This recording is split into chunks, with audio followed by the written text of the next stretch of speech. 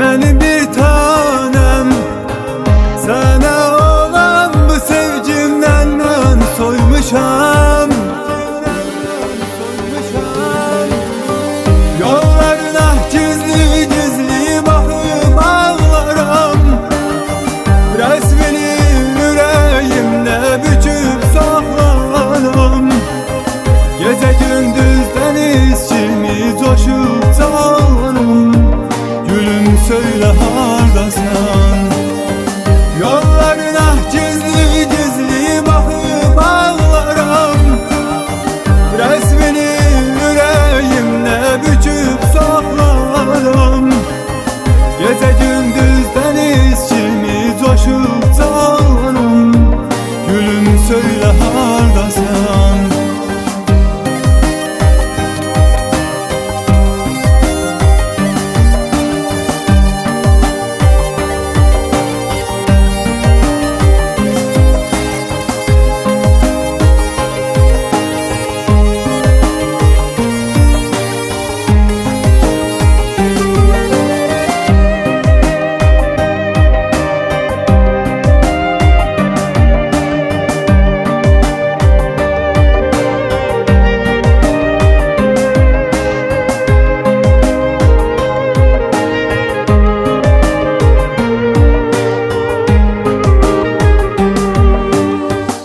Sen gelersen, durup yol üstte, sen gelen o yollara çiçek seperdim. Bu ayrılığa elvida deyip, qaçıb ayaq izlərindən mən öpərdim. Sen gelersen, durup yol üstte, sen gelen o yollara çiçek seperdim.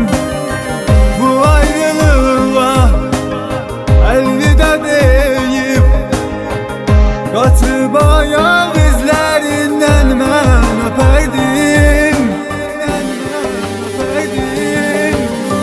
Yollarına gizli gizli bakıp ağlarım. Resmini yüreğimde büküp saklarım. Gece gündüz deniz kimi coşup çalarım. Gülüm söyle hardasın? Yollarına gizli gizli bakıp ağlarım. Resmini yüreğimde büküp saklarım. Gece